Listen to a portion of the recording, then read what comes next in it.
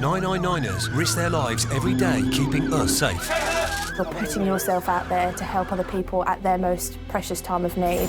But all too often, they're abused and attacked. Their house is on fire and they're attacking us. I was standing up with her hands around my throat. No. These personal attacks on police, paramedics and firefighters are at an all-time high. He's telling me, I'm going to kill your wife and I'm going to kill your family and I'm going to kill you. Leaving them traumatised and unable to work. How do you come to terms with knowing that you can't go and do the job that you love? But while the violent criminals responsible are hunted down and brought to justice, our protectors fight to get well and back on the job. We kept people safe, we put away the bad guys. I'm not going to let some man ruin it for me. This is my future, this is what I enjoy doing. Ready to face the next critical incident.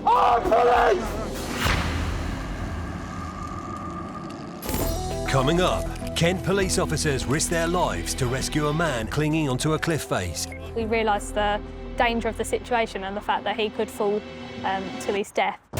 West Midlands police track down a man in possession of a gun. Stay there! Show me your hands! We are seeing more gun crime, but it is a trend that we need to nip in the bud. And how man's best friend came to play an essential role in British policing, tracking down criminals and protecting their handlers. You're under arrest! Come out!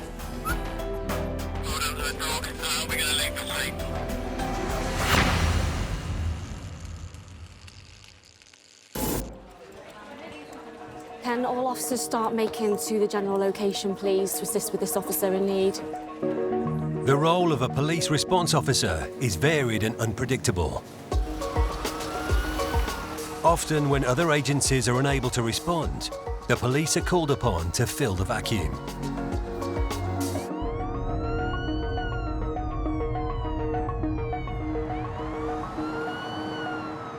Policing is really complex and you will have different areas of policing dealing with different things. So you'll have detectives working on the more complex types of crimes. But then you'll have response officers, and the response officers are being deployed to whatever 999 calls come in. Anything and everything. In Merseyside, police have been involved in a high-speed pursuit of a suspected stolen car that failed to stop. I'm looking to see if possibly to go in. In an attempt to evade capture, the driver of the car has driven into a reservoir and a police helicopter with heat-seeking cameras on board has been deployed.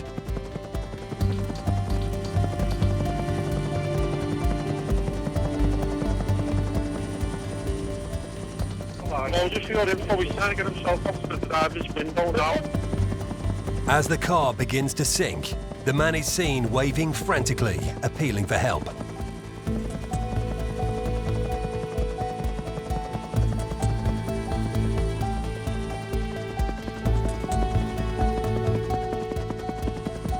Charlie Mike 35, do you need any more patrols up there? Charlie Mike, I think it's going to be a negative at this stage. Bear with us.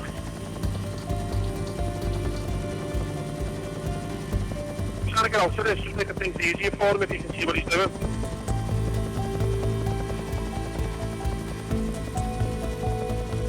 Showing incredible bravery, 5 officers wade into the deep water to pull the individual to safety.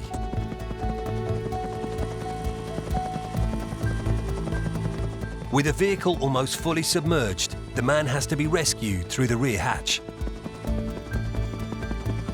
So I'll just let you know your officers now got this lad out of the car. Yeah, confirm the male is now out of the vehicle. Yeah, he's out of the vehicle now, being walked towards the bank. The suspect was later arrested. Thanks to these 5 brave officers, he survived uninjured. Every day I read about incredible acts of bravery. It's not all over the news headlines. I think it's important that the public understand the level of courage, bravery, thankless sacrifice that goes on with policing every day. And that sounds dramatic, but that's so true. It's late afternoon in Manchester. and the police have received a call that someone has been spotted in the freezing water of a canal. Quickly. 3 officers are quickly on the scene, but the individual is drifting dangerously towards an unlit tunnel, and they need to act fast. Brave officer PC Briggs has jumped into the canal and is swimming towards the individual. Once reached, PC Briggs brings the individual back to shore, and officers standing at the side of the canal pull them both to safety. Let go. Come on, to the side. Come on. Right, Sergeant, get off this. Right, Jack. It's fine for me. Come on.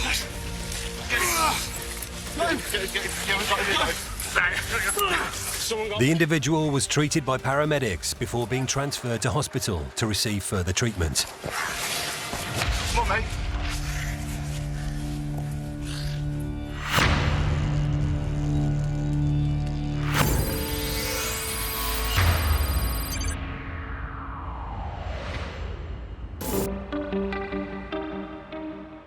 In March 2020, police officers in North Fleet in Kent got a stark reminder of the unpredictability of their role. They were involved in a dramatic rescue, which was captured on one of their body-worn cameras. Watching that back, you can hear it in the pitch of our voices as well, when we were sort of getting desperate and we thought that he wasn't going to make it. We didn't really think about it at the time, but afterwards you're like, well, that actually just happened.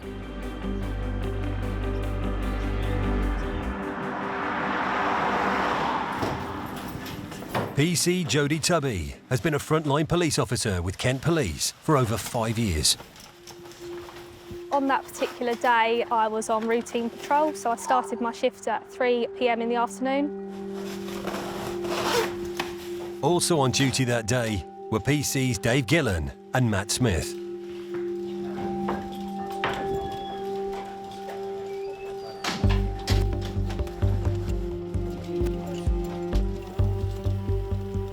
We received a call on our radio to say that they'd received a call from a distressed male. Myself and my colleague drove around the area trying to locate the male.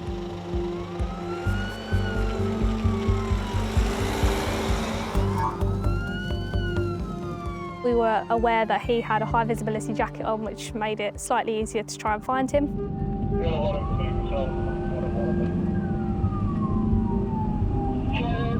Did an area search for the male. We weren't searching for too long. There was a number of us that went to it. The team's search for the man in distress focused on an old quarry, which was now a building site. Our attention was drawn across the valley, or a quarry, to luminous yellow in the distance, and that's when we spotted that the male was hanging off of the cliff face in a quarry. With the man's life clearly in danger, the team had no time to waste. But first they had to access the quarry. We weren't able to get to him from where we were, so I used my knowledge of the local area to try and navigate us to exactly where I thought that he would be.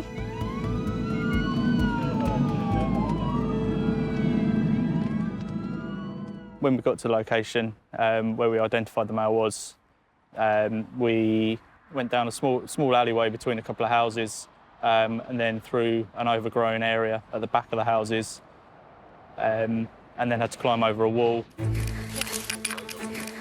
We could hear the male shouting for help, which is what sort of directed us directly to him. And that's when we saw the male was hanging onto the edge of the quarry about 6 foot down from where we were stood. Keep holding on, mate. The situation, obviously, we had a lot of obstacles in our way, and the severity of the situation made it, very stressful. I climbed over a member of the public's garden onto a wall, which then led us onto the edge of the cliff face. It was sort of quite overgrown, quite a lot of rubble and debris there, and lit up, and where it's quite a disused area, so it's quite unstable. So initially, when I stepped over the wall onto the edge of the cliff face, I did freeze for a couple of seconds. I sort of took a breath and realised how high the drop was, how unstable the cliff edge was. I sort of had to clamber over different bits of debris and rubbish, sort of crawl over to the mall. And at that moment, I thought, this is pretty dangerous. It would just take one wrong move or for me to slip. The adrenaline was pumping. I was in fear. It was quite unstable edge, but I just put that to one side because I knew that his life was at risk and that if anything did happen to him, I wouldn't want that on my conscience.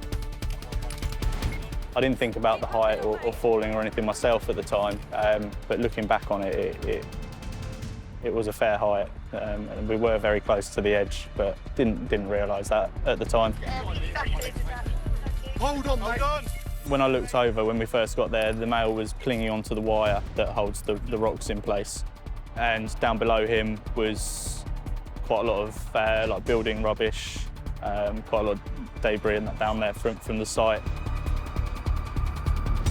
The male was clinging onto the quarry, hanging onto chicken wire over the quarry, which was around 70 or 80 foot drop.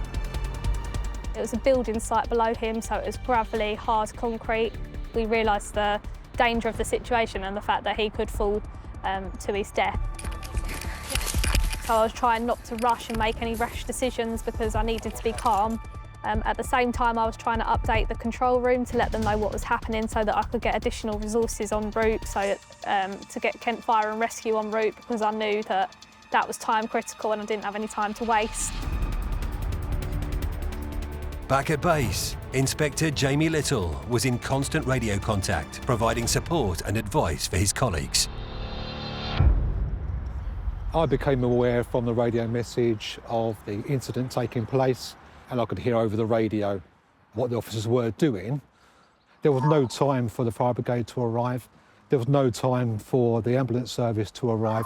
They had to act right there and then to save the man's life. We knew we needed to get to him, but we couldn't physically. He was too far out of reach for us to grab him by hand. He was just clinging onto the wire, just with his fingers holding himself up. My colleague had the idea of looping our belts together to try and hoist the male back up. We looped our belts together and lowered them down just so the male had something to hold on to. When I got there, Jodie and David had already started trying to help the man. I then worked out, essentially, if he did fall, someone's going to have to be at the bottom. So I started running across the top of the cliffs, trying to work my way down, jumped through a few gardens, jumped a few fences, and then made it back round to the bottom, which is through a construction site. Jumped over that, and then got to the bottom, where he was hanging off the cliff. My colleague laid on the floor, lowered the belt down to the male, whilst I maintained communications with him, just to try and keep him busy. You get a grip with your feet. I need you to get a grip with your feet. I could hear Jodie's colleague shouting down. At one point, the chicken wire came pretty much away from the cliff face, so he did shout down to me, just to warn me what was going on. Our belts are quite thin, so they weren't strong enough to be able to pull him back up to the top, but they were enough to be able to stabilise him for a moment. I then realised that that wasn't enough and that we was going to have to come up with another contingency because that wasn't working. I need you to get a grip with your feet.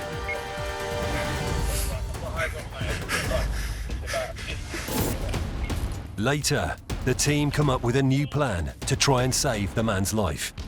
We knew we needed something longer to be able to reach him. I then maintained communication with him to keep him talking so that he didn't lose sight of what we were trying to do. That's the one. Good lad. Down. Police forces all over the UK consider dogs not just as their best friends, but as a vital tool in law enforcement. Police dogs are commonly used in searching for drugs and explosives, helping to locate missing persons, finding crime scene evidence, and protecting their handlers when faced with dangerous situations. Good lad. The use of dogs for police work was pioneered in Germany and France in the early 1900s. The first police dogs in the UK went into service in the docks in Hull in 1908. It wasn't until the 1920s that other police forces became interested in the use of police dogs, and in 1938, 2 Labradors began patrolling the streets of London.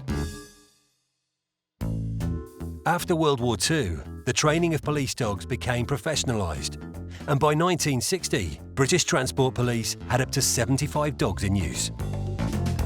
This intelligent dog is obviously becoming teacher's pet. Today, the value of the police dog is undisputed, to the extent that there are now over 2,500 police dogs employed across the UK, constantly sniffing out danger and tracking down criminals.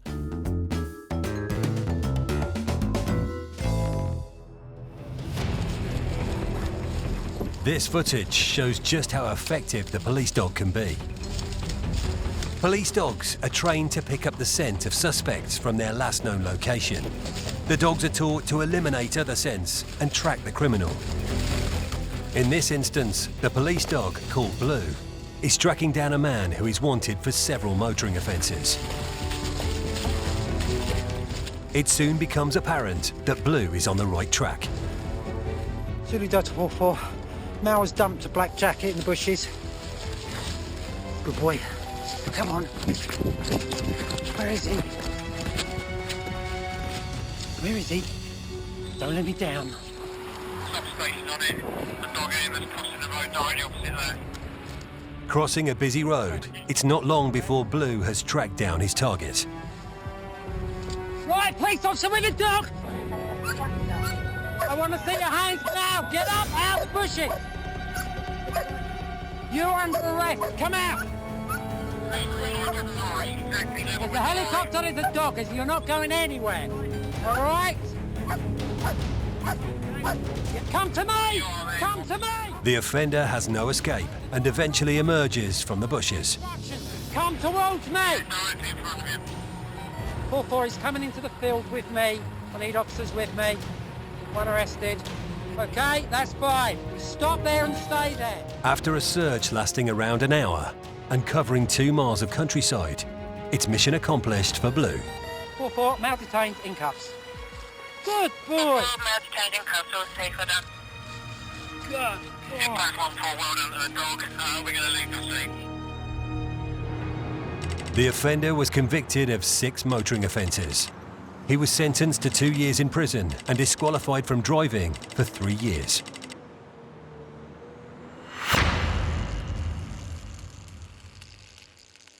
Still to come, the clifftop rescue comes to a dramatic conclusion. Get a grip on this now. Put your arm round it. Put your arm round it. If the male had fallen, I doubt he'd have survived. And how man's best friend helps emergency service workers recover from traumatic incidents. He's my therapy dog. He's my best friend. Can you help?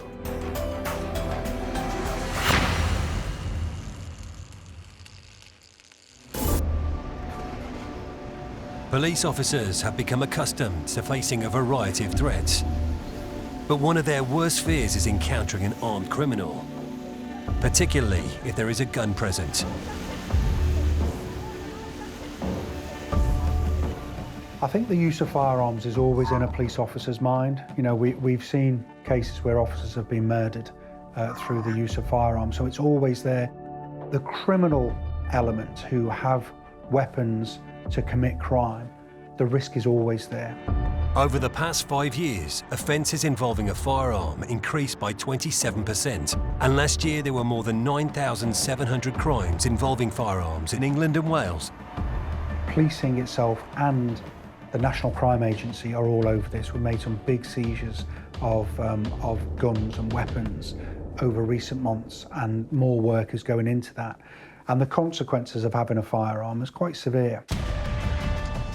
In this clip, a suspected gunman has been spotted by plainclothes officers, and the West Midlands Police Firearms team is on the case. Stay there! Hand! Stay there! Show me your hand! The team catches up with the suspect and detain him, but there is no sign of a firearm. However, before long, a gun is spotted nearby. The bag found under the car contains a silver-loaded pistol. The gunman admitted possession of firearms and ammunition. He was sentenced to 6 years in prison. We have ARVs, armed response vehicles, we have tactical firearms teams, we have highly trained firearms officers. They protect the public, but they protect my colleagues, because my colleagues will run towards danger. We are seeing more gun crime, certainly in some of the big city areas, but it is a trend that we need to nip in the bud.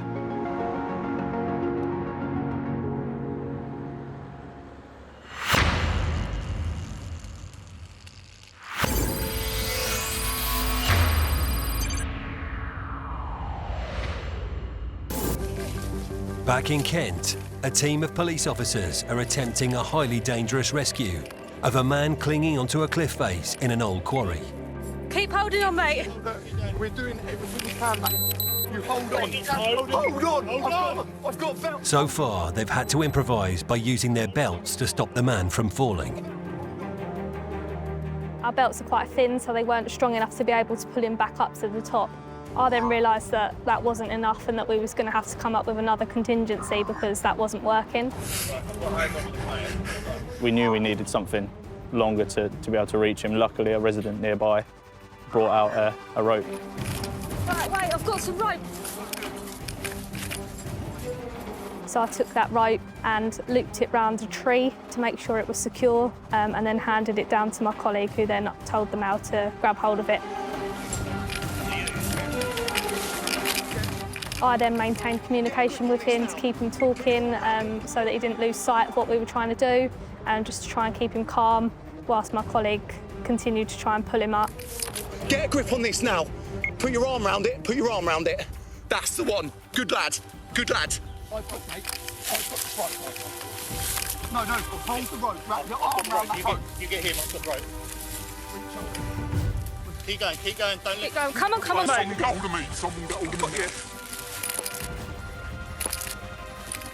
Keep coming. Give me your hand. When we pulled the male up to the top of the cliff, although he was holding onto the rope, I told him to take hold of my hand, which he did. I was then able to pull him onto the edge of the cliff. Come on. When he was brought up, when he was finally up with us, he was just relieved. All of us, the male and my colleagues, we sort of just laid there for a second, just in disbelief of what had just happened, just took a moment and sort of held on to each other, knowing that we were all safe. He seemed relieved. He was very distressed. Come on. Well done. Well done. Obviously, it was an overwhelming situation for everybody, but he was very grateful for our help. If the male had fallen, I doubt he'd have survived because of the height of the fall and what was below him.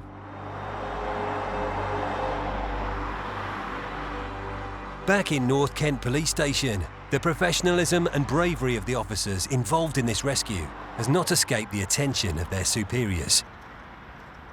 I think that incident and the body-worn footage highlights how varied and how wide the role of a police officer is.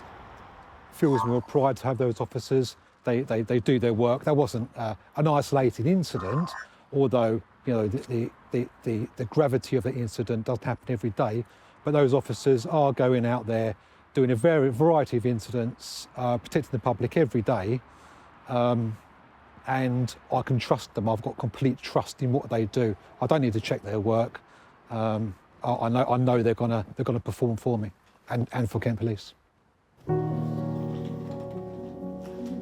It was only when the team reviewed the body-worn footage of the incident that they fully recognised the enormity of what they had done.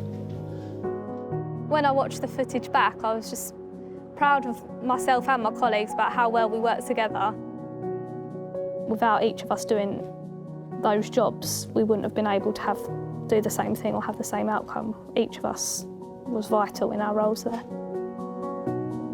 All of us had strengths in different areas there that we were able to utilise. So, for example, I know that my strength was talking to people, so I was the person that took on the role of speaking to the male and trying to keep him calm, whereas my colleague's good at the practical side of things. He was able to create the hoist and help bring him up. So, yeah, it was just nice to see how well we worked together. Overwhelming to see what had happened and to look at it from the top of the cliff and to see the drop and realise how dangerous it really was. When I stepped over the edge and for a few seconds I froze, but then the adrenaline kicked in. But I know once we'd actually gotten back up the top afterwards, when we went back to the car, I was shaking and I felt really cold. I think that was just the come down of adrenaline where, yeah, we didn't really think about it at the time, but afterwards you're like, well, that actually just happened.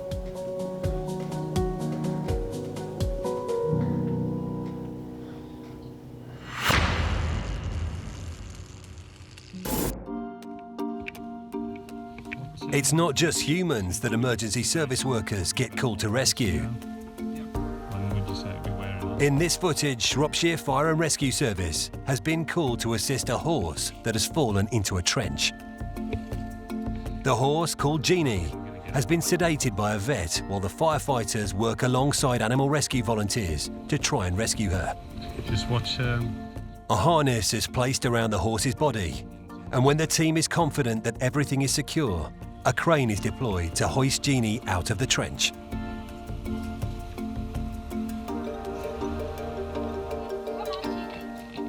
Once back on firm ground, Jeannie is woken from the sedation.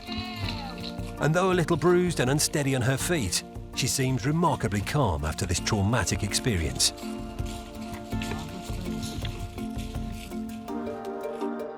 In Wiltshire, police have received a call that a dog has been left in a car for a number of hours on a hot May day. Concerned for the dog's welfare, the police officer on the scene decides to smash the car window to free the dog.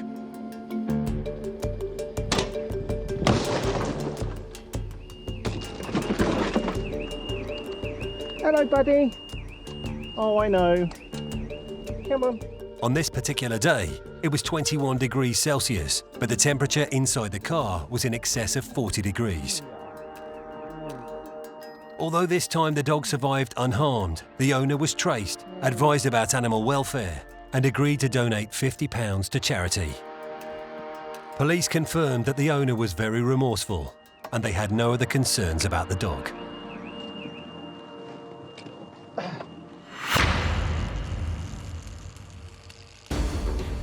One of the most difficult parts of policing is its unpredictability. Right, come in. Okay, I'm sorry, I'm sorry. Get out! All right, calm down. Put the knife down, fella. Policing is dangerous and it's unpredictable. Police officers see unimaginable things. They will have to deal with things that people shouldn't have to deal with. And, you know, despite the training, they're human beings. For police officers Mark and Stuart of Merseyside Police, the unpredictability makes the job even more difficult. All these houses here, all these different front doors right next to each other, it's you don't know what's going to present when you walk through that door. You literally don't. You get a little bit of a story and you go in, and as you go through that door, beyond that threshold, into that house, any number of things can happen from that given moment.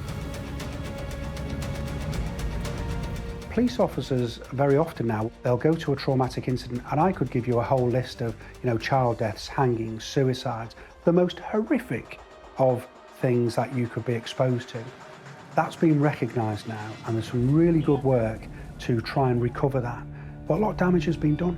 Be mindful if you're driving around, keep your windows up in your cars. Sergeant Tim Pottle, also of Merseyside Police, is keenly aware of the trauma that he and his team face on a daily basis. As of the 1st of November. Last year I went to a sudden death of a child, and I found myself afterwards in the ambulance with the ambulance crew, and we were all crying, and we cried for five minutes. And it's a very human emotion, but not one that people expect to see. The emergency services try and do the best job, and they always do the best job while it's occurring. The emotion afterwards, you can't ignore it, And if you try and ignore it, you become unwell.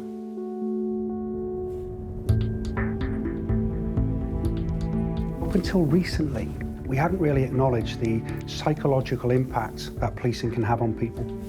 So a number of initiatives have been brought into policing. I think it was recognised some time ago that actually police officers are not robots. They're people and with feelings, and there will come a point where you can only absorb so much trauma. When alcohol is added to the mix, police work can be even more unpredictable. West Midlands Police in Birmingham need to be constantly on their guard when policing the nighttime economy. It can get quite hairy. It comes in peaks and troughs, so it depends. It's the kicking out times around about the 3s and 4s are when it becomes really sort of hairy, because you can have hundreds of people being kicked out of the clubs at one time, and then you've got hundreds of members of the public on the street, and a few too many drinks here and there, and people can, a few little disorders can start, so you have to really be on the ball and keep your eye out for stuff that might start.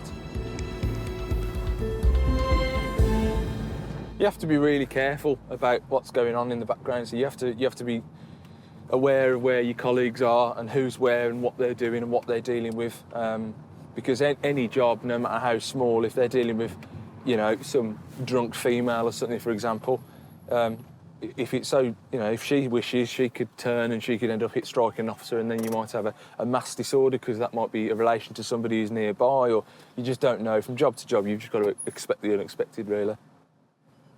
But the fear is, if people have had one too many drinks and it goes off, there's the potential for people to get harmed. Obviously, we don't want that at all. Well, she literally went from being really nice to something. One person who has been the victim of an attack while patrolling the streets at night is Inspector Sarah Sleeman. He's nice.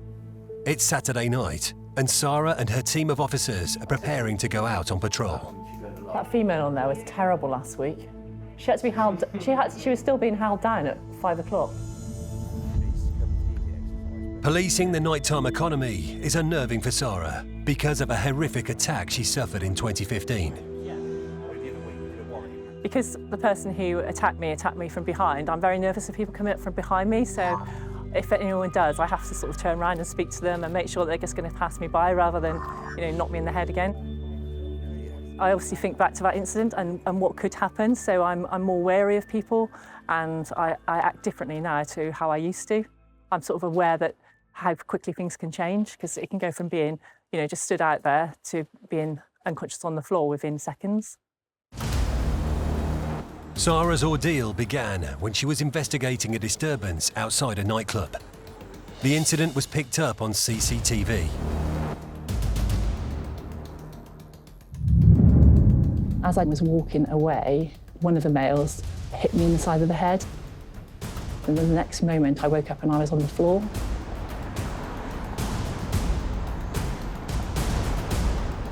I put my hand onto my head and looked at my fingers and said to my colleague, I think I'm bleeding.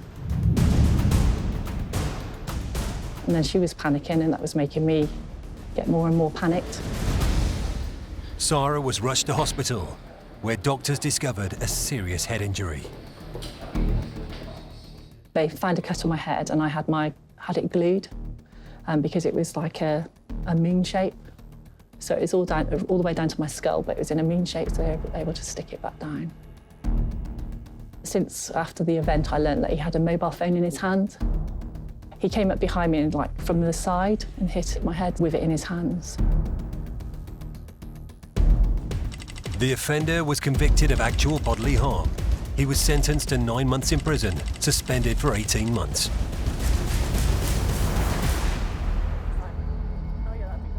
After just a month off work, Sarah returned to the job she loves. And thankfully tonight, she and her colleagues face no serious issues, and the streets of Gloucester are peaceful and quiet.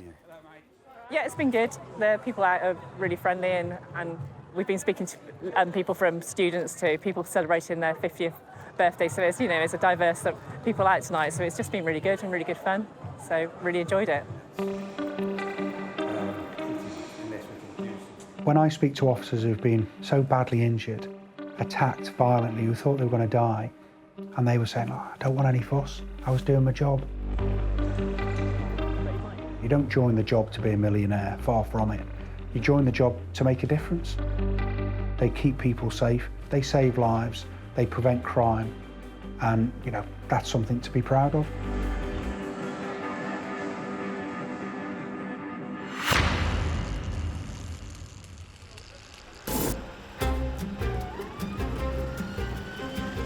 Behind every uniform, there is a support network.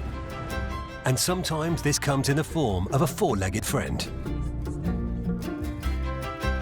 Meet the dogs who help our emergency service workers de-stress after a busy shift or provide TLC after a traumatic event. Numerous studies are being carried out on the relationship between animals and humans and the positive effect animals can have.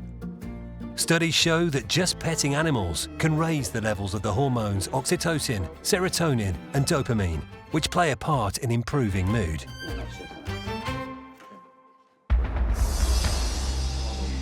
Paramedics Nick and Katie from the Welsh Ambulance Service were assaulted when they were trying to assist a patient. He woke up and started punching and throwing hits and caught me in the chest. He sort of sat up and then he punched me clean in the face. My glasses were broken, my face had been swollen, my lips, and he shook me up. Following the attack, as well as support from the Welsh Ambulance Service and their families, Katie and Nick found solace in their pets. Albie, come on in, Ob. Coming in. A recent Blue Cross survey found that households with a dog or a cat are happier than those with no pets. Studies show that petting a dog is relaxing, slows down breathing and lowers blood pressure and heart rate. Give me paw, yeah. He's my therapy dog. Looks after me, makes me happy. Albie he's been marvellous. He's been brilliant. He's my best friend. Isn't you, Alb? I just love him now. 26% of the UK adult population have a dog, with an estimated population of 9.9 million pet dogs. Being a dog owner means that you are more likely to keep up exercise, which again has an impact on well-being. Yeah, it doesn't come back. Often me and my husband go for a walk together and we might discuss things that have gone on. But a lot of the time as well, I'll just go on my own. I'll just take my dogs, off we go, 2 hours later, come back feeling really refreshed and quite de-stressed from the day and what's gone on.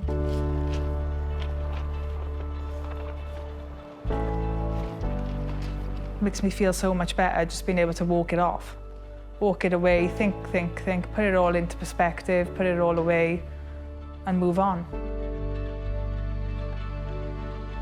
When I was attacked and I wasn't feeling too good, but Albie was here that day and he just gives me all the love and attention that I need and it takes my mind off what was going on. And so, yeah, he's good for me. You know, it's just a lot to take in sometimes when you come home and you may have dealt with a young child's death or something, but Albie doesn't know all that, but he's just there, he just gives me love and I wouldn't be without him now. He's been good for me in more ways than that anybody would realise. Albie is my therapy dog. Your therapy dog? Oh my God, yeah. I absolutely love him to bits. He's so good to me. He's about the only thing that actually likes me and loves me. Someone's got to.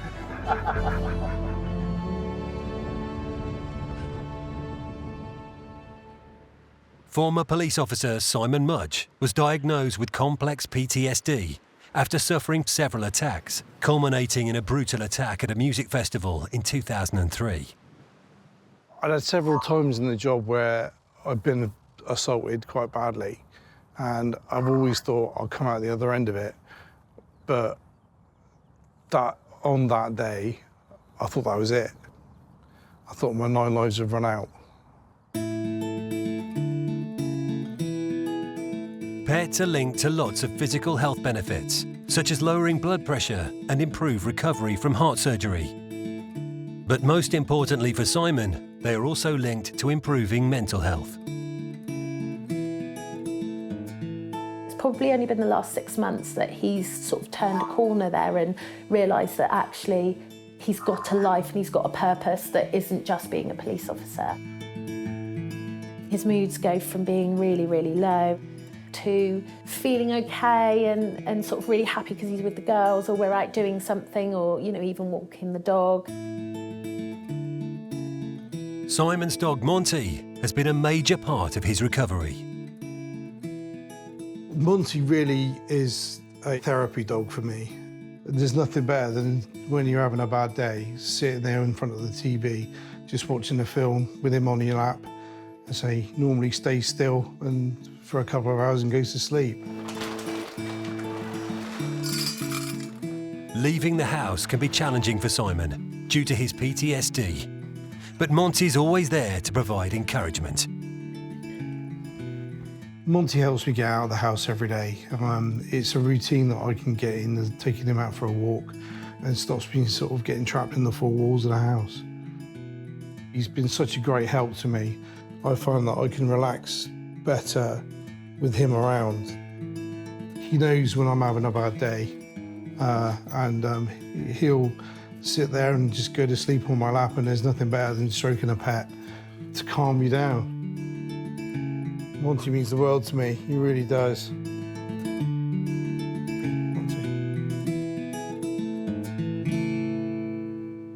Therapy dogs are regular visitors to the Police Treatment Centre in Harrogate, a charity which provides intensive treatment for injured, ill and retired police officers. PC Claire Bond is recovering from horrific injuries after being rammed by a criminal driver. Today, she is benefiting from a visit by a therapy dog. These dogs are trained to interact with a variety of people. Their job is to help reduce stress and provide comfort to service users. You'd automatically want to hone in and give him a good old, put your arms around his neck and give him a good old cuddle. That's the initial thought when you walk in.